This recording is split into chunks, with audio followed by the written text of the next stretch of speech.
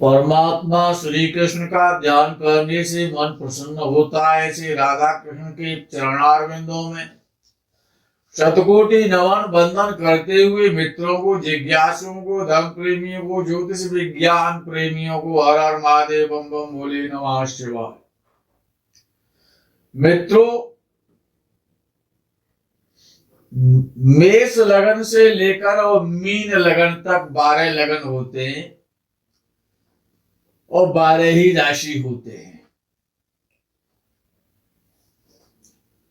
अब ये जो लगन है, मेष लगन है, वृष लगन है, मिथुन, कर्क, सिंह इत्यादि जो भी लगन है मीन तक, उनमें कुछ लगन बहुत अच्छे होते हैं जिनको सर्वश्रेष्ठ लगन कहा जाता है। इन 12 लगनों में 2 लगन सर्वश्रेष्ठ संज्ञा में आते हैं। केवल वो 2 लगन हैं जो सर्वश्रेष्ठ माने जाते हैं ज्योतिष शास्त्र में। एक है कर्क लगन, दूसरा है सिंह लगन। ये जो 2 लगन हैं इनको सर्वश्रेष्ठ की संज्ञा दी गई है। क्यों? कि इन लगनों में कोई ग्रह 100% अशुभ फल नहीं दे सकता। कोई भी ग्रह 9 ग्रहों में से कोई भी ग्रह ऐसी ताकत नहीं रखता है, पूर्णतया अशुभ फल नहीं दे सकता। ये सामर्थ्य लगनों के अंतर्गत केवल 2 ही लगनों में है, कर्क और सिंह लगन में। अच्छा, विशेषता ये कि जो केंद्राधिपति जो दोष होता है वो बड़ा खराब होता है। 2 केंद्र का जब कोई ग्रह स्वामी बनता है लगन को छोड़ करके, तो केंद्राधिपति दोष से दूषित हो जाता है वो ग्रह, और जब उस ग्रह की दशा, महादशा, अंतर्दशा, प्रत्यंतर दशा आती है तो वो अपना प्रदूषण फैलाता है, जीवन में दुखी करता है, समस्याएं उत्पन्न करता है केंद्राधिपति दोष लगने से। और ये 2 लगन इस प्रकार के हैं कि कर्क लगन और सिंह लगन में किसी भी ग्रह को केंद्राधिपति दोष होता ही नहीं है। ये केंद्राधिपति दोष से मुक्त है। अच्छा, और मंगल जैसा क्रूर ग्रह, मंगल सूर्य क्रूर है लेकिन मंगल अत्यंत क्रूर है,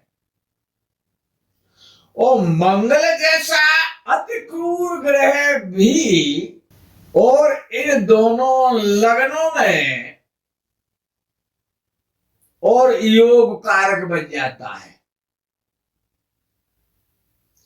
इन दोनों लगनों में मंगल जैसा क्रूर ग्रह भी योग कारक हो जाता है।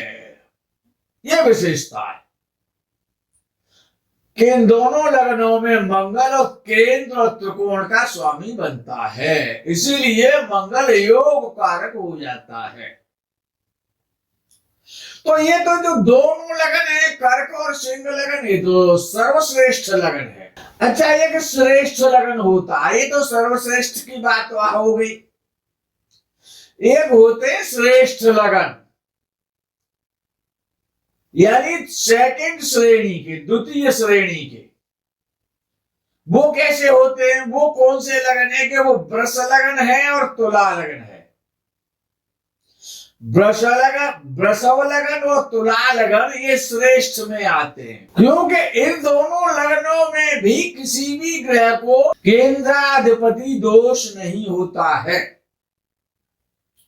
ये दोनों लगन भी इसी प्रकार के, वृषभ लगन और तुला लगन, इनमें भी कोई भी ग्रह केंद्राधिपति दोष में नहीं जाता है। अर्थात हर ग्रह वृषभ और तुला लगन में केंद्राधिपति दोष से मुक्त रहता है। अच्छा, शनि जैसा तमोगुणी ग्रह, इन दोनों लग्नों की ये विशेषता है कि शनि जैसा तमोगुणी ग्रह भी वो योग कारक बन जाता है।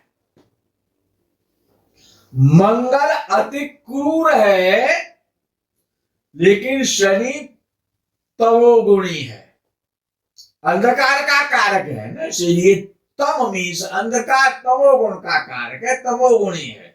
लेकिन शनि जैसा ग्रह और वृषभ और तुला लग्न के लिए योग कारक बन जाता है, केंद्र और त्रिकोण का स्वामी बनने से। और जो भी ग्रह केंद्र और त्रिकोण का स्वामी एक साथ होता है लगन से, तो वो योग कारक, वो अपना एक राजयोग बनाता है, हमेशा याद रखना।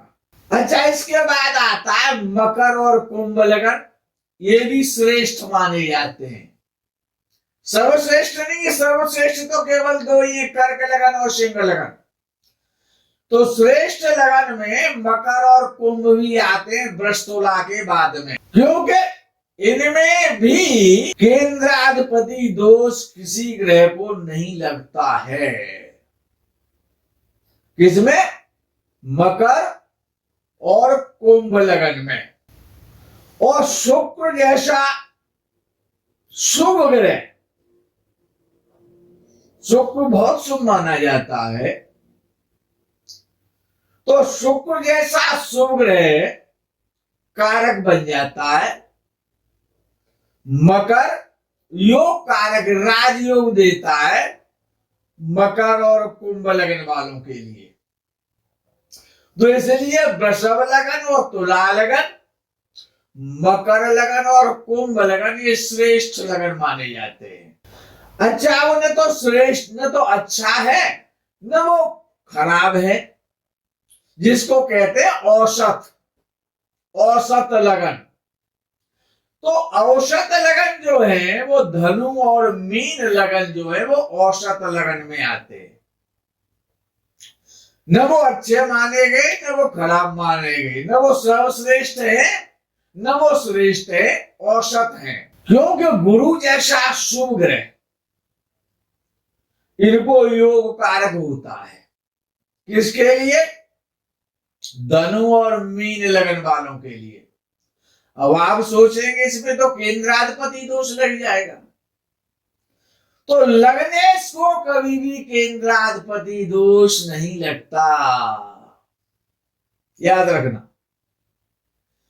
यदि वो ग्रह केंद्र का मालिक है और लग्न का भी स्वामी हो जाता है, 4, 7, 10 का स्वामी हो, इनमें से किसी भी भाव का, और साथ ही साथ वो ग्रह लगन का स्वामी होता है, तो उसको केंद्राधिपति दोष नहीं लगता और वो योग कारक बन जाता है। क्यों बन जाता है? क्योंकि लगन त्रिकोण भी है।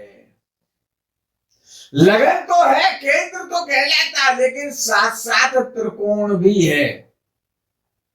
1, 5 और 9 भाव त्रिकोण है, इसलिए लगन केंद्र होने के साथ साथ और त्रिकोण भी है। तो जब लग्नेश धनु और मीन वालों के लिए कभी भी केंद्राधिपति दोष नहीं दे सकता, क्योंकि वो केंद्र का भी मालिक है और त्रिकोण का भी मालिक है, तो वो राजयोग कारक बन गया। केंद्राधिपति दोष से पीड़ित नहीं है वो, केंद्राधिपति दोष से मुक्त है। कौन? बृहस्पति। अब विषय आता है कि मिथुन और कन्या लगन, ये भी औसत लगन में आ जाते हैं। तो जो मिथुन और कन्या लगन वो भी औसत हैं, क्योंकि जब बुध मिथुन और कन्या लगन वालों के लिए जब लग्नेश होगा तो वो केंद्रेश भी होगा। तो केंद्राधिपति दोष तो उसको नहीं लगता है, लेकिन वो उल्टा राज योग देता है, योग कारक हो जाता है। क्योंकि वो त्रिकोण का भी स्वामी बन जाता है और केंद्र का भी स्वामी बन जाता है, इसीलिए वो राजयोग कारक होता है। जैसे मिथुन लग्न वालों के लिए लग्नेश बुध लग्न का भी स्वामी है अर्थात त्रिकोण का भी स्वामी, क्यों लग्न त्रिकोण भी है, और चतुर्थ भाव का भी स्वामी लगन, तो इसलिए त्रिकोण और केंद्र का स्वामी बन करके राजयोग कारक हो गया। यही तो नियम है ना। अगर कन्या लगन है तो बुध लग्न का स्वामी बन गया और दसम भाव का स्वामी बन गया, तो वो भी केंद्र और त्रिकोण का स्वामी होने से और योग कारक हो गया, राजयोग देने लग गया। वो केंद्राधिपति दोष नहीं लगा उसे। लेकिन विषय यह है कि इन लग्नों में बुध जैसा सौम्य ग्रह तो योग कारक हो जाता है, लेकिन बृहस्पति जैसा शुभ ग्रह, परम शुभ ग्रह और केंद्राधिपति दोष में चला जाता है। किसमें? कन्या और मिथुन लग्न वालों में बृहस्पति केंद्राधिपति दोष से दूषित हो जाता है। बुध राजयोग देता है तो बृहस्पति कष्ट देता है। अब सर्वश्रेष्ठ लगन भी हो गए, श्रेष्ठ लगन भी हो गए और औसतन लगन भी हो गए, लगभग नियर अबाउट औसतन। अब नंबर आता है अधम लगन का। तो मेष और वृश्चिक ये दोनों ही अधम लगन कहलाते हैं। चौथे नंबर पे बेचारे पड़े हैं ये तो, मेष और वृश्चिक लगन। क्यों? कि इनमें कोई भी ग्रह 100% शुभ फल नहीं दे सकता, यहां तक कि लग्नेश भी 100% शुभ फल नहीं देता। अच्छा, कोई भी ग्रह केंद्राधिपति दोष में भी नहीं होता। जब तक कोई भी ग्रह केंद्राधिपति दोष को प्राप्त होता है और कोई भी ग्रह 100% शुभ फल भी नहीं दे पाता, चाहे वो लग्नेश ही क्यों ना हो। क्यों? जब लग्नेश लग्नेश बनता है तो साथ ही साथ वो अष्टमेश भी हो जाता है।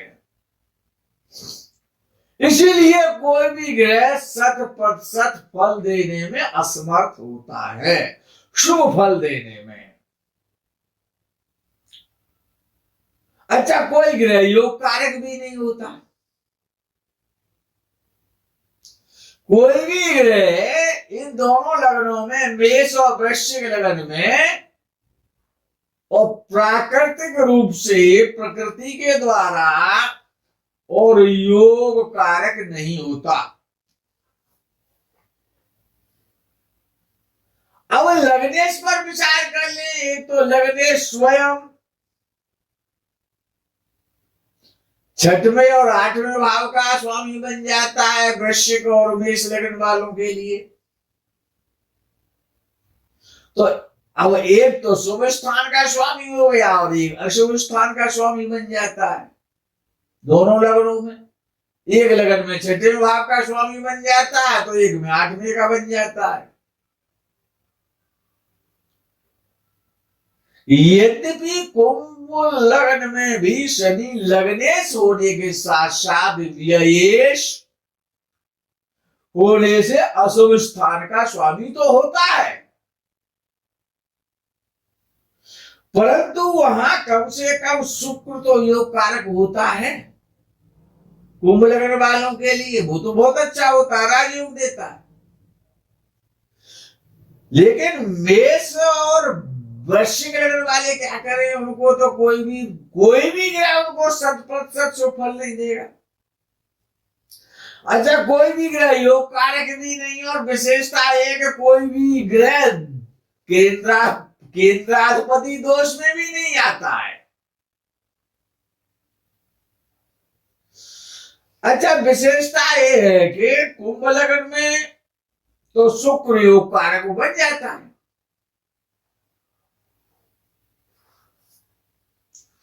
लेकिन मेष और वृश्चिक लग्न में बेचारा शुक्र भी योग कारक नहीं हो पाता।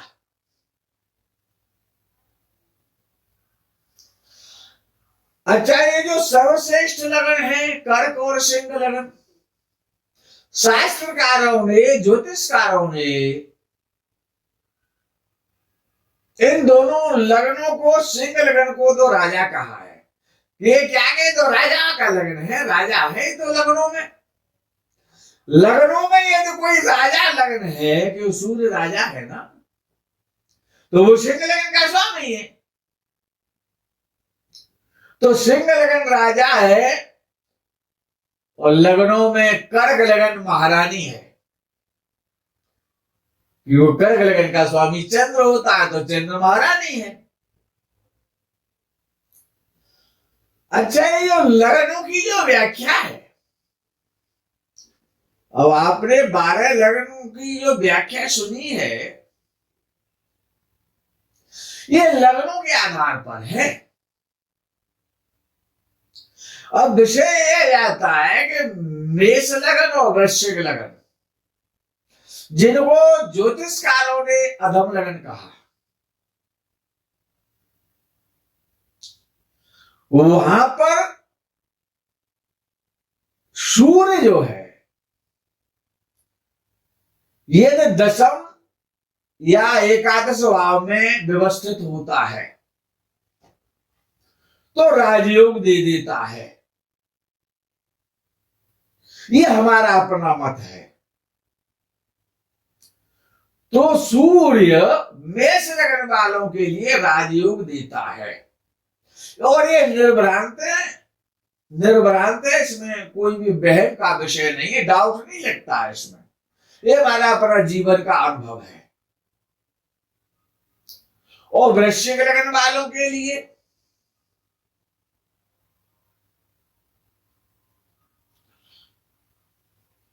और मंगल जो है, क्योंकि मंगल छठ में हाउस का स्वामी बनता है और लग्नेश हो जाता है, तो वो संघर्ष तो कराता है लेकिन राजयोग देता है। ये तो निश्चित है, वृश्चिक लगन वालों के लिए राजयोग देता है। पद से, कद से, मद से, धन से, सबसे सम्मानित कराता है। परिश्रम ही तो जीवन भर, परिश्रम तो करना पड़ता है, स्ट्रगल तो करना पड़ता है, लेकिन जीवन में बहुमूल्य बुलंदियां छूने को मिलती हैं। मित्रों, आज के इस लगन प्रकरण में यही विराम देते। आगे के प्रकरण का आपको इंतजार रहेगा। तब तक के लिए हर हर महादेव, बम बम भोले, नमः शिवाय, जय गो माता।